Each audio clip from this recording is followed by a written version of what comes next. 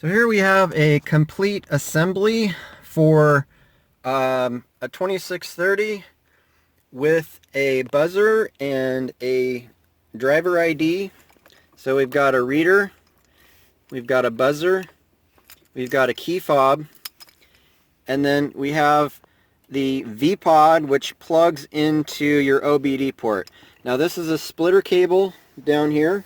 So I've got a splitter cable connected to the end. You could either plug the end of the V-Pod directly into the OBD port down below here, or you can use a splitter and put it underneath and connect the V-Pod that way. So I'm going to turn on my vehicle here, and as a driver you're going to need to tap